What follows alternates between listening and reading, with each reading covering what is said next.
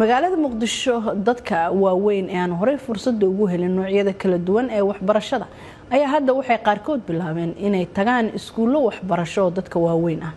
Iskuulka Amiir ee dadka waaweyn gaar ahaan dumarka la barayo akhriska iyo qorista afarta Soomaaliga. Wariyaheena Cabdiqaadir Maxamed Cabdulla ayaa warbixinta nooga soo diray Muqdisho.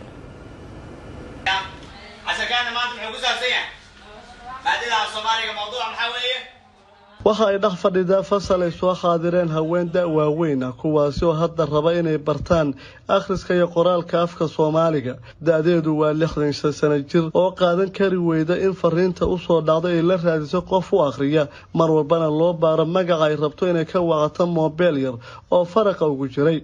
afka Soomaaliga hadda bilaabo adin muddo waxaan dhiganayaa 2 bilood. marka alxamdulillah intaasna waxaan baray 10 qofood wax waa baro jaamacad iyo wax walba mana ana baran laase waligeey waxaan jeclaa inaan barto buugta xataa waa aruuri jir taariikhaha marka insha Allah alxamdulillah haddaan bartay haddana meel fiican aan ka marayo.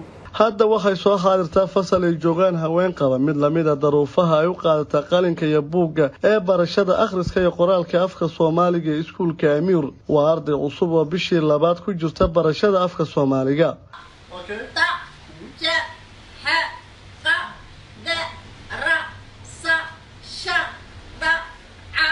Aasha Xasan ayaa u sheegtay VOA in baahida ugu weyn ee keentay in xilligan ay qaadato qalinka iyo buuggu ahaa in fariimaha u soo dhaqa ay la raadin jirto qof u akhriso mana aysan lahayn wax u qarsoon maadaama loo akhrinayo fariimaha. waxaa kamid ah mobilka haddii wax uu soo dhaca ma fahmaysid lambar haddii ku soo fikireysay ma soo bixi kartid waxyaabo badan ajab.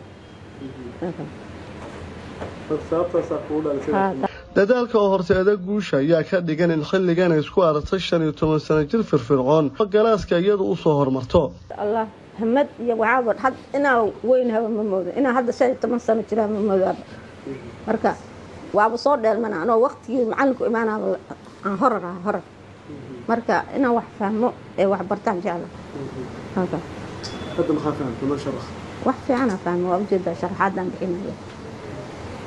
فضلك كل في ولا كذا ولا مخافة طب الله شرح ما شاء الله وحن فهموا وابكودي سمع Soomaaliga fahmay magacaygan qori karaa magacaygan qori karaa aabaheen qori karaa cashirkaas oo dhan qori karaa ma sha Allah waxaan qori karin hadda wax yar ay dhimo mobilka ma soo taqaana ya mobil waa qori karaa. haddaba maxay ahayd baahida keentay in iskuulkan lagu barto akhriska iyo qoraalka afka Soomaaliga la furo? waxaa su'aashaasi weydiiyay maamulaha iskuulka Amiir.